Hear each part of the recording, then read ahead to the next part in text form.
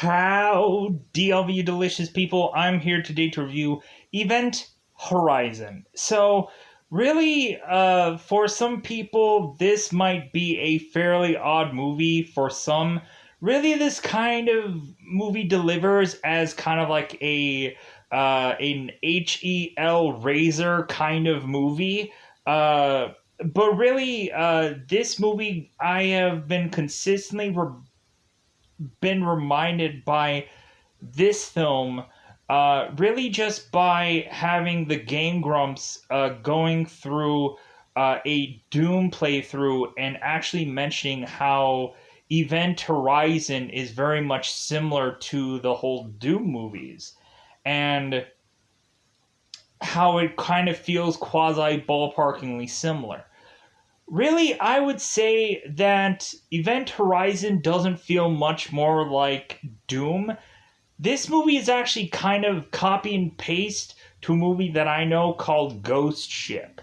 If you like the movie Event Horizon after you've seen it, go out of your way to finally see this film in an app called either C, the letter C Movies, or you can go into a app called Fox HD Movies and kind of see any number of things. The title doesn't say Fox HD Movies, but I think the logo has that. So eventually, if the logo changes or if the name changes, more than likely I'll know and I'll update people eventually through new videos. Or people could just ask as well. That's perfectly fine.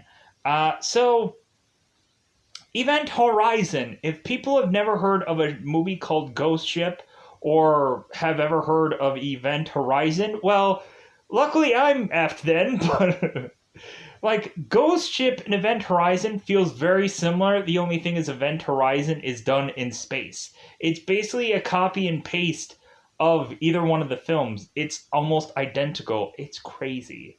So we go on to Event Horizon, and so what is to happen here? So we end up having a crew who is to get a new member in this crew because we have Sam Neill, who a lot of people know from Jurassic Park. Coincidentally, in this movie, he is playing the Hammond character. He is playing the guy who had invented this Event Horizon, and he is the guy that doesn't want to let it go. How this thing is such a huge cash cow for him, it's redunculous.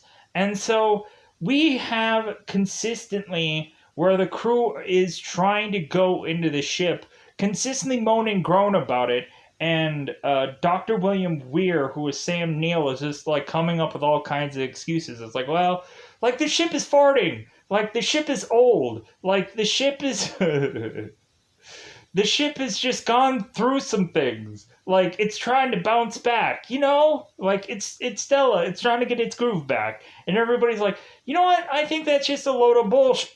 And like and Weir is just kind of coming up with any excuse to just like, well, like maybe I'm not 100% sure of what this ship is exactly doing, but give me some time and we'll figure it out.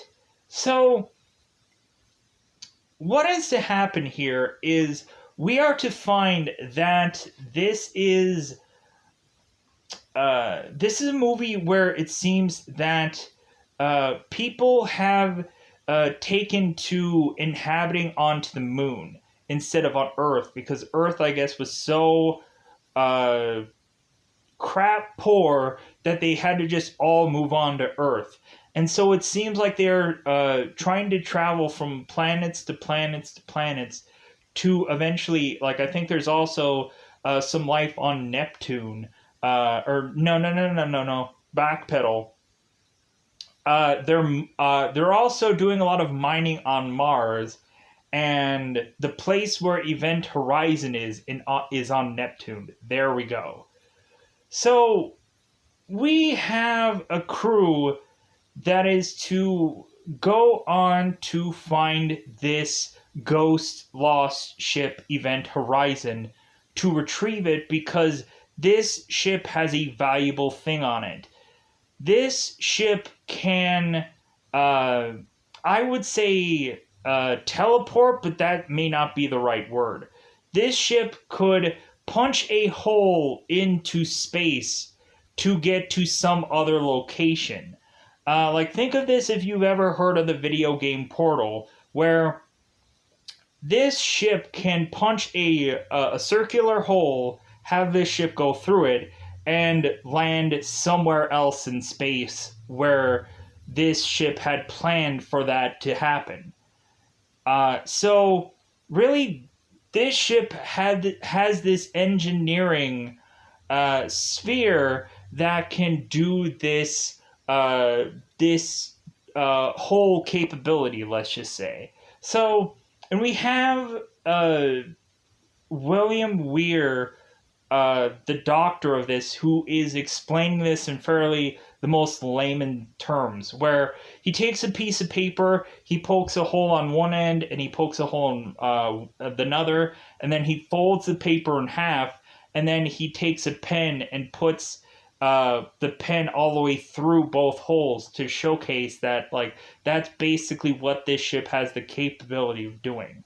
So we are to push on and go on to this ship, and immediately we end up starting to see that this is a ship just slathered with blood. There's a lot of blood going on, and so we have the ship crew who are just kind of getting very uneasy with being on this ship.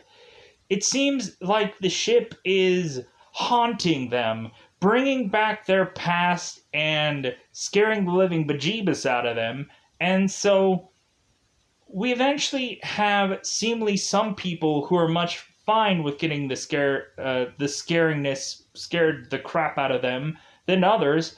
But there is also Captain Miller, who is to bring up a very interesting story within this film about his past and how his past had come back to haunt him. So we eventually have some people that want no business onto this Event Horizon ship.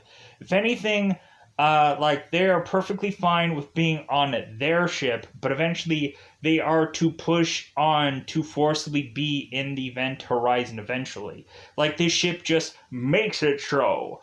And so we are to eventually have this thing break down to eventually, like, the more accidents and the more problems that start to arrive within the ship, the more that they kind of have to start figuring out how to make the best out of being on the Event Horizon that is scaring the crap out of everybody. Really, this movie kind of breaks off into a very odd movie where, like, it really doesn't feel all quite explained, in all brutal honesty. But I think that we can just make the consensus that that these people who assumed that they could have gone through a portal of sorts to make it from one part of space to the other, that portal evidently in the middle of that was hell. And so it seemed that hell started to creep into this ship and start infecting these people, and so really they desperately need to try and conquer their fears to be able to survive and try to make it out of here and get into their cryogenic stasis pods and so on and so forth. So with that said, I am going to try as much as humanly possible to get and try to comb through this movie, because I do realize it's 2 hours, so I'm going to try to, like, dust that down in a pretty decent amount of time. So with that said, I actually really did enjoy this movie, because it just kind of, like, it's a very dark film. It's a very dark film, and people may not like that. Plus, like I liked a movie like Ghost Ship, so immediately once I saw this film, I'm like, oh yeah, this does remind me of that film. And eventually, maybe at some point, I'll review Ghost Ship so people can understand what I'm talking about. But with that said, let's go into that double coveted 5-timed territory. So we can go into spoiler time. Spoiler time. It's about that time I'm going to spoil this movie.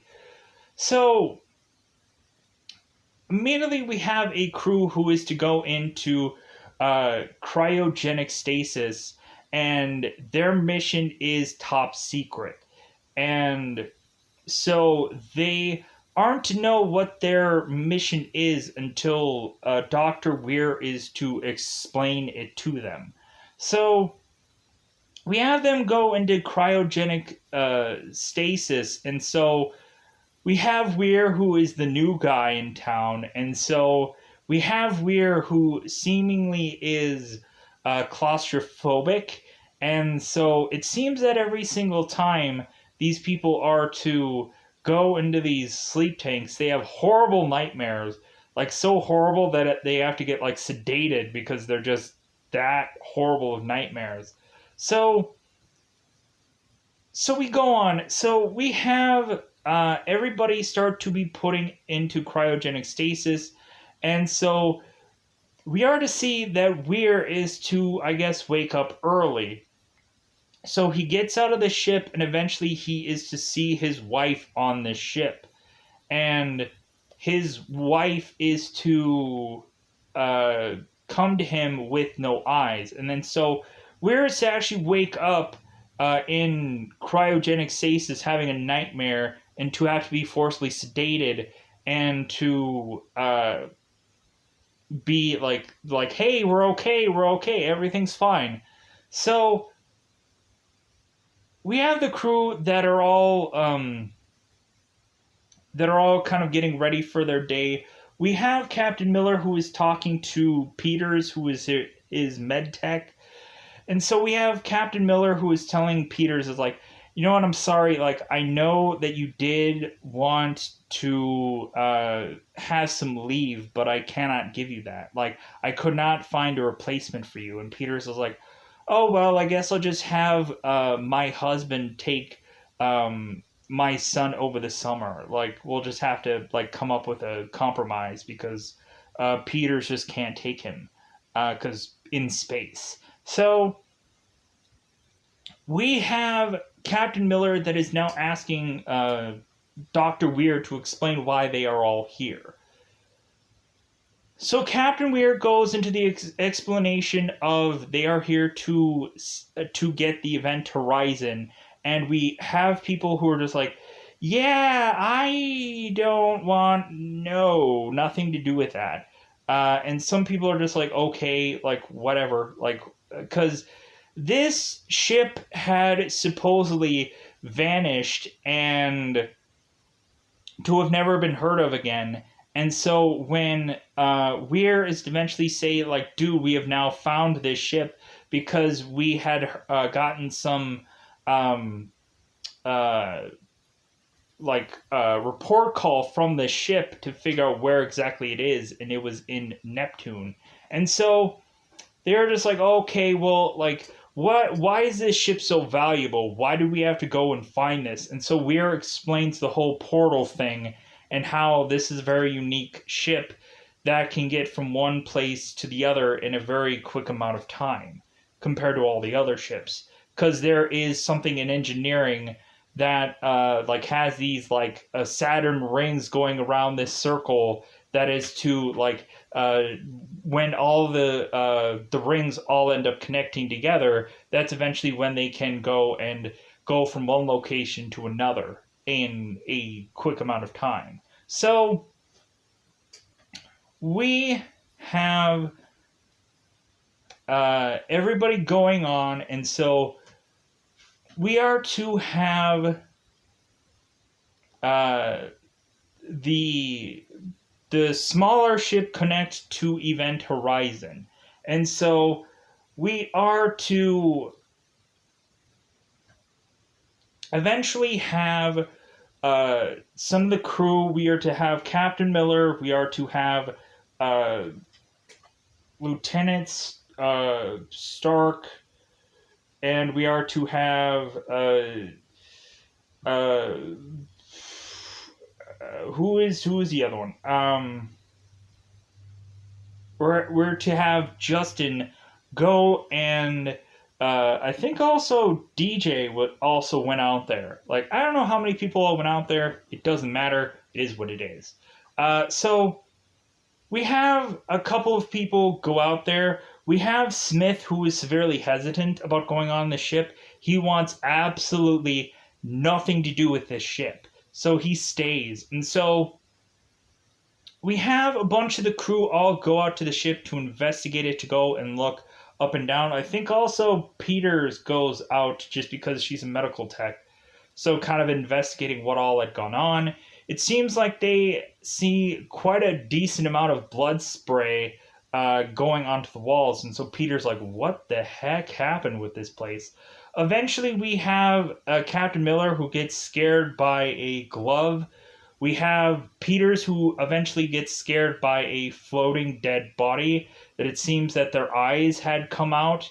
And it seems that the diagnosis is that somebody was thinking it's like, well, maybe it was like severe compression of space, and the one of the medical people are like, no, like it looks like these eyes were like gouged out, and it looks like this person was like torn apart by an animal or something. And so people are like, like hopefully we don't find an animal here. So we go on and everybody's going through this ship. And so the big thing here is Justin. So Justin is to eventually go into the engineering wing of things. And so he is to go in there, and it seems like there is a bunch of liquid that is all around this engineering. I don't think he quite understands what exactly it is, but it's all over the place. So we have Justin who is looking at this circular thing with these spinning rings around it.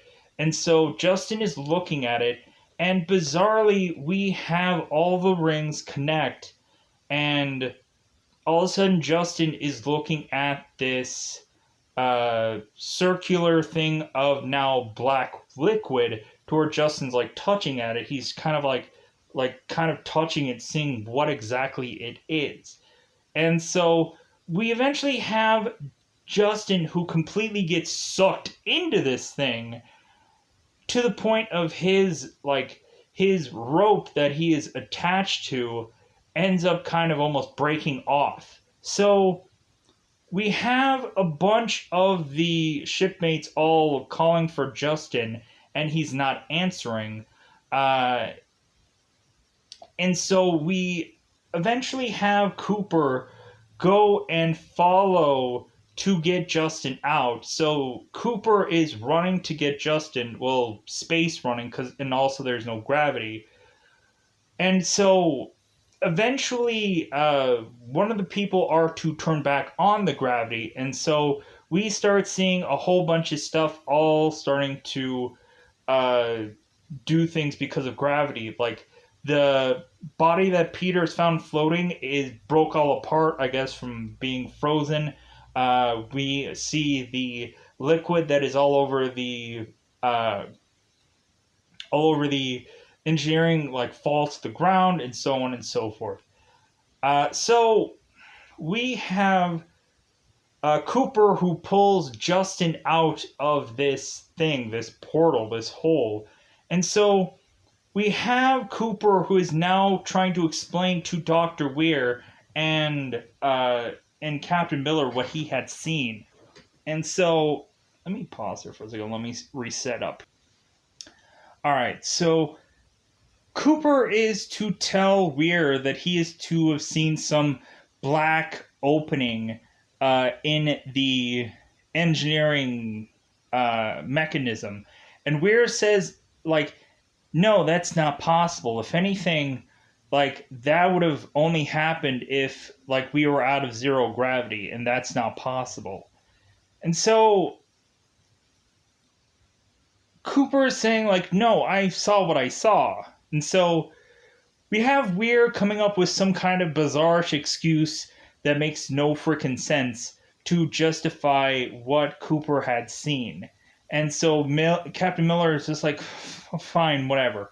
So we have Justin, who is now in the medical bay, who is just catatonic. Like, his eyes are open, but nobody's home kind of thing. And so we have CJ, or we have DJ who is mentioning to Peters, like, well, he could probably wake up in 15 minutes, or he could probably wake up in 15 years. We don't know. Like, we don't know when he's going to wake up, but eventually he will. And he does. So we have so we are to push on, and eventually we are to try and fix part of this ship. So we eventually have both Weir and Captain Miller going together to fix engineering. So we have Weir and Miller going to the engineering, and so we have Weir who has to go into some duct to go and figure out this problem. So Captain Miller is kind of hearing an old an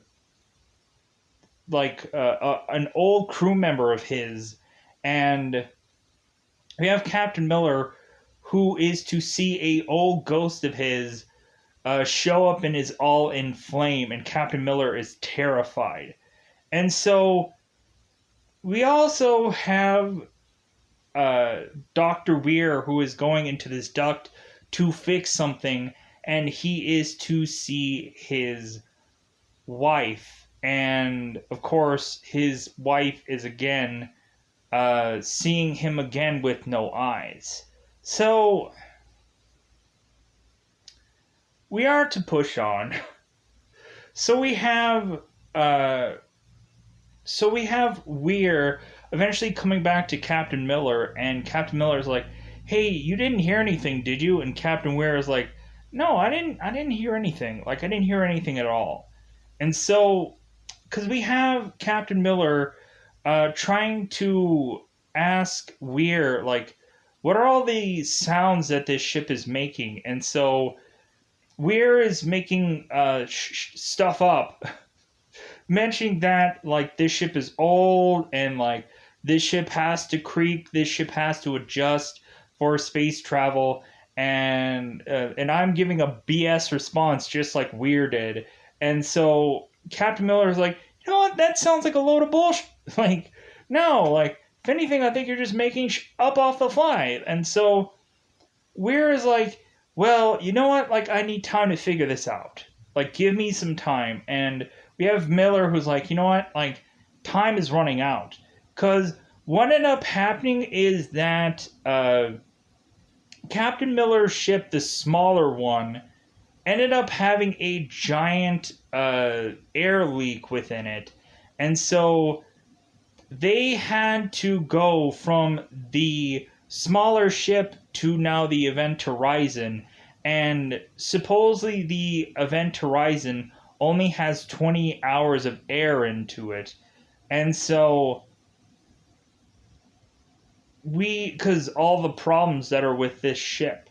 And so we have eventually Peters, who is left to her own devices in this medical bay, and we have Peters who is seeing her child in this one part of the medical bay. Peters is to toss this sheet-looking thing over to see Peters with his legs all chewed up. And so Peters is freaking out about that, to where Peters is running off to be have DJ, like, grab her and convince her, like, what she saw is not real. Because DJ, I think, is like the therapy guy, or the kind of the mental doctor that's trying to talk to people eventually when they start to losing their effing minds. Eventually, Captain Miller goes to DJ and is to talk that that Captain Miller had been on a former ship, and there had been one crew member of his that had had some accident where there had been in zero gravity fire that was consistently coming at this crew member. And so Captain Miller had to make a call to run out of there and to not save this other crew member. And so this crew member had died. And so Captain Miller vowed after that had happened to his crew member that he'll never let that happen again. And so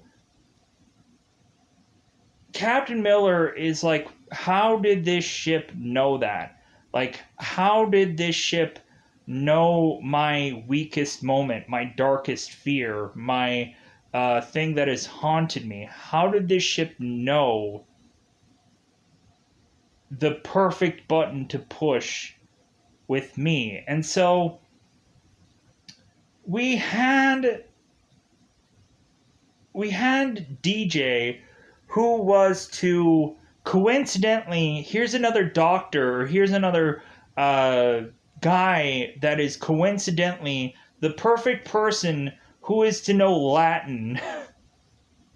Because we have some last recording of this ship's log, and it seems that these people were speaking Latin towards the end.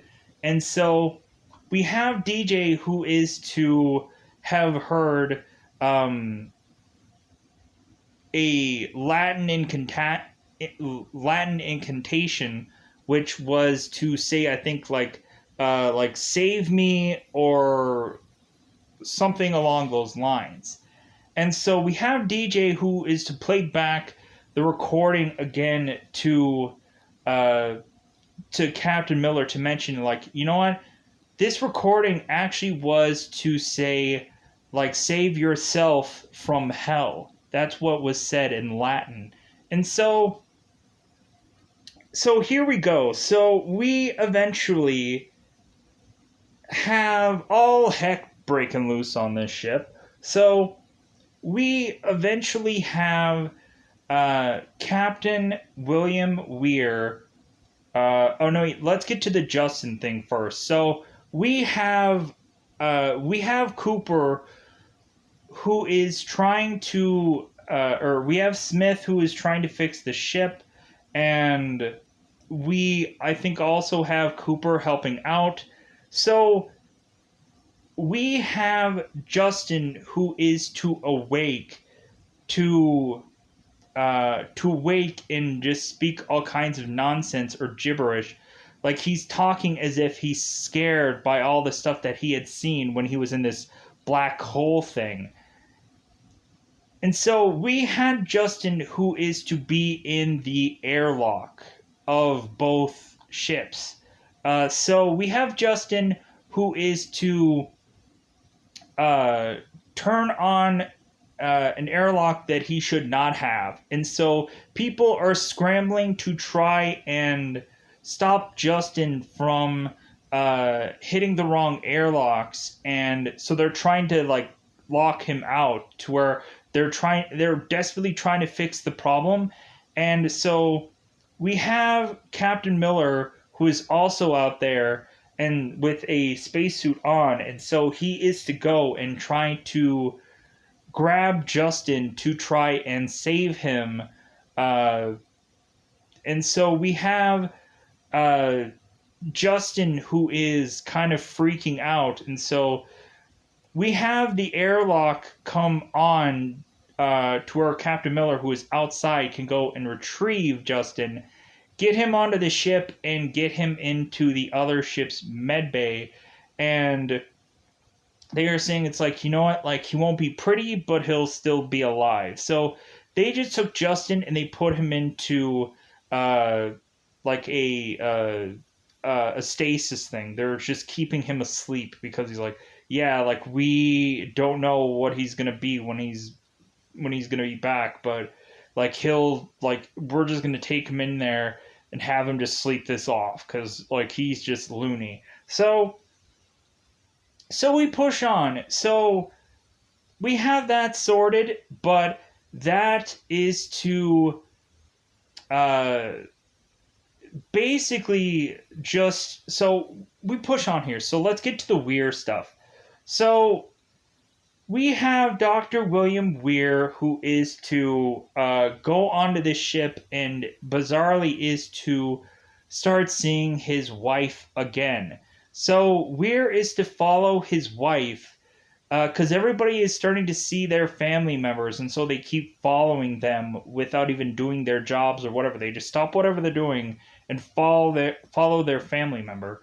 So Weir is to eventually see his wife, and so we replay what happens to Weir's wife in her last moments. So Weir is to follow his wife to this bathroom, and Weir is trying to talk to her, trying to convince her, trying to stop her. Because Weir's wife is to go into a bathroom and to cut her wrist and to die within this tub. Evidently, that's what Weir had known that his wife had done, because maybe he wasn't actually there, because maybe he was doing some space thing when she was doing this, because he wasn't actually there. So we have Weir who's trying to comfort his wife, and his wife is to tell him Weir, we can be together now, like you and me. And Weir is like, sure, okay, I'm willing to do whatever I can to be with you again. So we have Weir's wife who is to poke Weir in the eyes, and so now Weir is one of them, one of them peoples. And so we have Weir who is going on to go into Captain Miller's smaller ship and go and put a bomb into the smaller ship.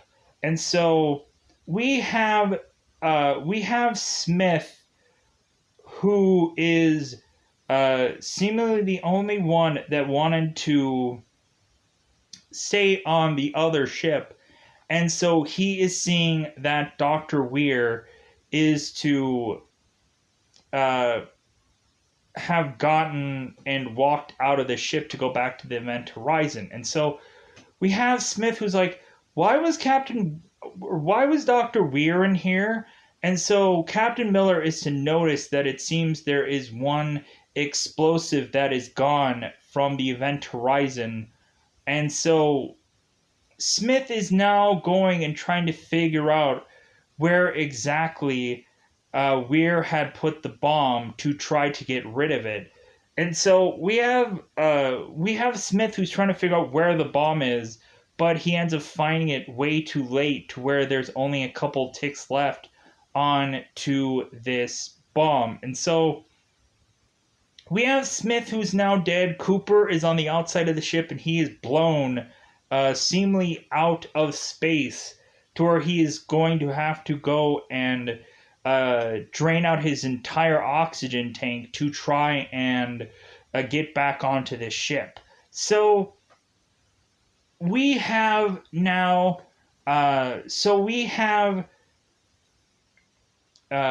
DJ who is on this ship, and so we have Dr. Weir who is to go and shove him onto a table and just start dissecting DJ.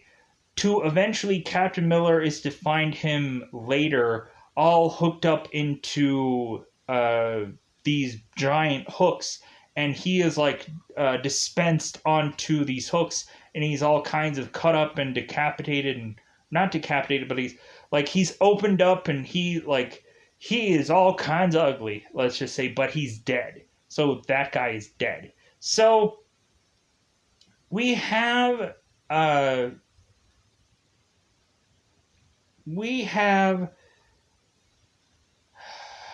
Peters. I have to figure out how exactly that she had died, because I'm trying to think of it now. The only person I don't remember how exactly she died. I might have to pause here to figure out how exactly she died, because I know she did. Because I know she wasn't on the other ship. I'm trying to figure it out. Let me probably pause here for a second. Let me figure out how she died. Because I know she had seen her kid for a second. Oh, yeah. Well, wait. I remember. So Dr. Weir wasn't evil just yet. Let me get this out. So we have Peters, who was to go and see her son.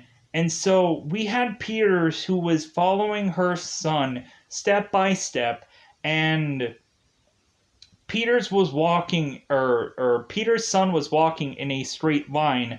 So Peters followed her son step by step to realize that she had fallen into a hole, that she had fallen numerous rungs and hit herself down this hole to eventually fall so far that she was to die from this impact. And Weir, who was not evil yet at this point, found her dead, and he had mourned her loss. And so, because Peters was chasing after her ghost and not knowing any better, she fell because she doesn't know enough about this ship to realize there was a hole right where her son was. So she didn't know any better. So she died.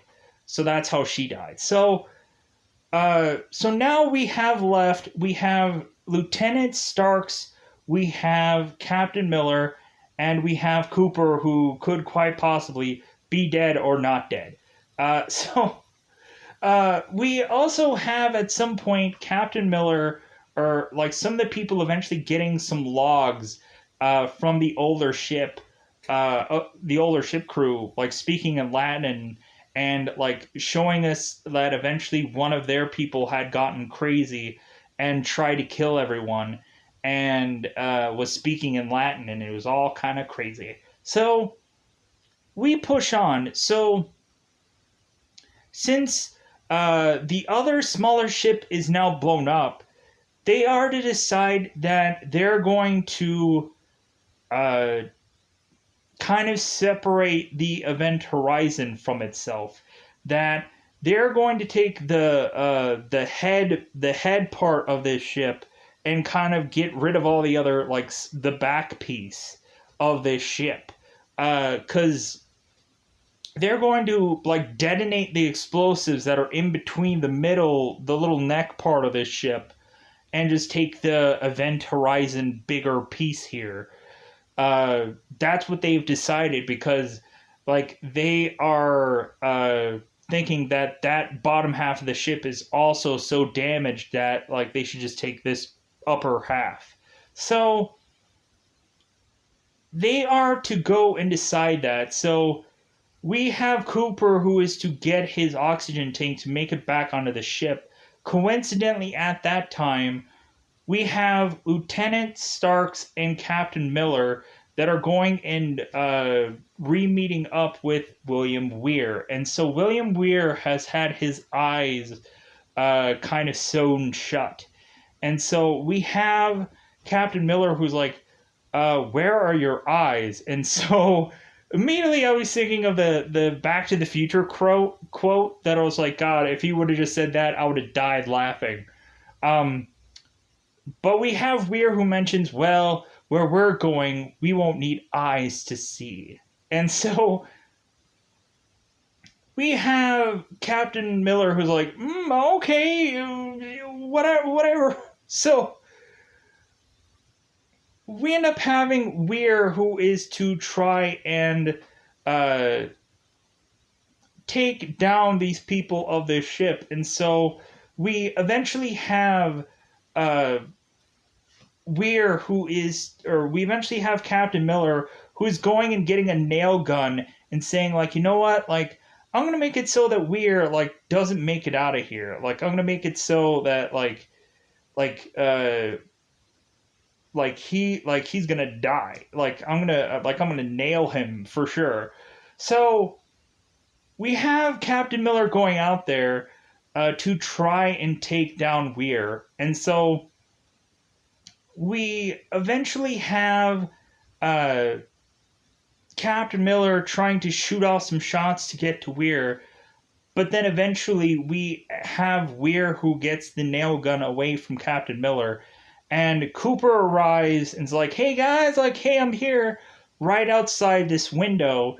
And so Weir decides that he is going to go and shoot a one of the nails to try and get Cooper, these giant nails to get at Cooper, and it just opens up uh, this window, and it basically has everything start to almost shoot out of this window. So we have Lieutenant Starks and we have Miller who are scrambling to try to get out of this room before this room is to get sealed off. So we have uh, Miller who gets out of the room quickly, but then the door is closing and Lieutenant Starks is trying to desperately get out of there. Um, and so Miller is like, dude, I'm not leaving without you. He's trying to like put a wedge thing in the door, and so he's forcing Stacks, Lieutenant, to try and like reach out for him, and so he pulls her out, and so we have a lieutenant. We have eventually Cooper making it back, and so Cooper and Lieutenant are making it to the head of the ship, and so Miller is to stay uh, to make sure that the explosives make it to where they can get out of here safely. So we have we have Miller, who is to go back into engineering to try to make sure that their transition is smooth sailing. And so we have we have Miller who's trying to make it so that perfect transition, right? So we have Miller who is to go into engineering and uh, trying to figure out how to make sure these detonations go smoothly, and he is basically stopped by Weir, and also his nemesis, his fear of his old crew member that is to douse him on fire, and so Miller is jumping into the bloody water to wash off his flames, and so we end up having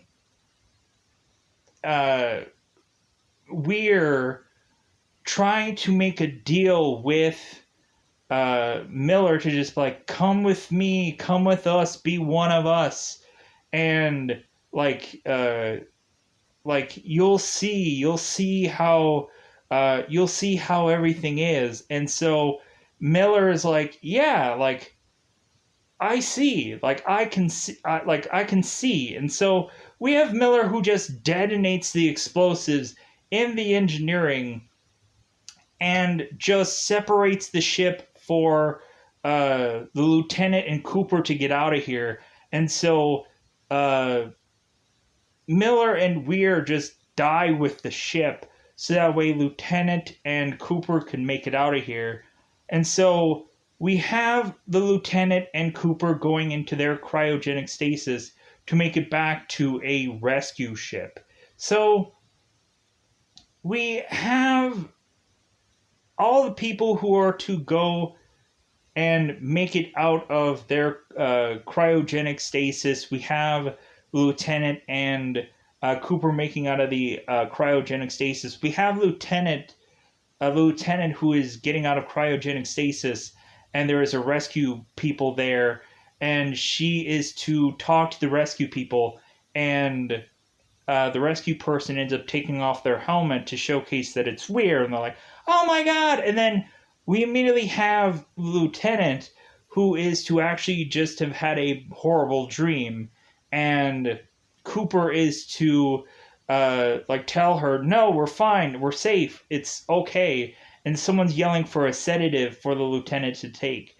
And so like that is just the way that this movie just ends. with them just having this horrible nightmare, but them getting rescued at the end of this.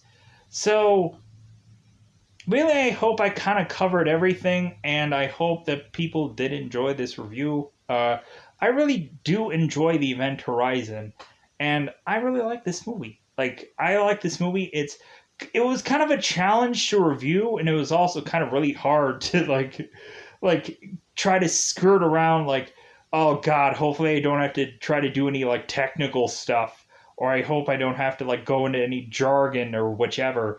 Like, hopefully everybody like understood what is going on with this movie, and hopefully they, if they've never seen it before, will go out of your way to see it now. Or if you have already seen it after this whole spoiler thing and whichever, maybe you actually liked this movie, maybe you hated this movie, and maybe you want to go on here to like, yeah, this is a horrible movie, and like it's really too gory or disgusting for me, and like I don't like that you recommended it because I didn't like this movie, which is perfectly okay because at the end of the day, I have so many reviews that I have to do, so every single day. So if anything, I had to put out another one, and I like this movie. Like overall, just because like I'm okay with movies like Hellraiser, and so really this kind of reminded me a little bit of that. But also it kind of very much reminded me of Ghost Ship. So with that said, or also like the Jamie Curtis movie Virus, like it kind of reminded me of that with the whole like a ship getting like taken over by this technical uh, part of the ship, and like it had Jamie Lee Curtis and I think William Baldwin in that movie, Virus. It's not the exact same thing, but it's similar. So, with that said, I'm going to get out of here. Goodbye, everybody. Bye, everybody.